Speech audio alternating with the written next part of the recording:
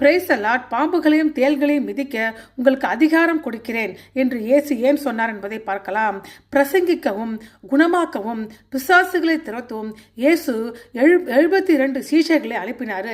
அவர்கள் திரும்பி வந்து இயேசுவின் பேரில் பிசாசுகள் கூட அவர்களுக்கு கீழ்ப்படிந்ததால் சந்தோஷப்பட்டார்கள்.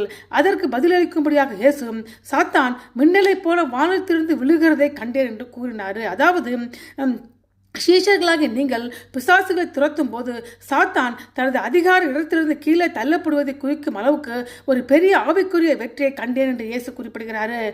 இயேசு மற்றும் அவருடைய சீஷர்களின் ஊழியத்தின் மூலம் சாத்தானுடைய ஆட்சி உடைக்கப்படுகிறதை இது காட்டுகிறது. பிசாசுகளை துரத்துவது சாத்தானுடைய ராஜ்யத்தின் வீழ்ச்சிக்கு அடையாளமாகும். லூக்கா 10:19 இயேசு மேலும் அவர்களை நோக்கி, இதோ சர்ப்பங்களையும் தேள்களையும் மிதிக்கவும் சத்துருடைய சகல வல்லமை மேற்கொள்ளும் உங்களுக்கு அதிகாரம் கொடுக்கிறேன், ஒன்று உங்களை சேதப்படுத்தாது என்று வாக்குறுதி அளித்தார். வேதத்தில் பாம்புகள் சாத்தானை அடையாளப்படுத்துகிறது. தேள்கள் பிசாசுகளின் வேதனையுடன் இணைக்கப்பட்டுள்ளது. ஆகவே எல்லா வகையான ஆவிக்குரிய தீமையையும் சத்துருடைய சகல வல்லமையும் மேற்கொள்ள என் நாமத்தினாலே உங்களுக்கு சட்டப்பூர்வ மற்றும் ஆவிக்குரிய உரிமை உண்டு என்று இயேசு தம்முடைய சீஷர்களுக்கு வாக்குறுதி அளிக்கிறார்.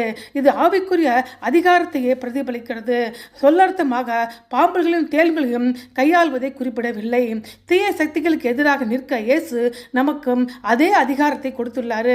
கஷ்டமில்லாத வாழ்க்கை நமக்கு வாக்களிக்கப்படவில்லை. ஆனால் சாத்தானின் வல்லமை மீது வெற்றி மற்றும் ஆபத்துகளுக்கு எதிராக பாதுகாப்பு நமக்கு வாக்களிக்கப்பட்டுள்ளது. ஆகவே தேவனுடைய அன்பை விட்டு நம்ம எதுவும் உண்மையிலே பிரிக்க முடியாது.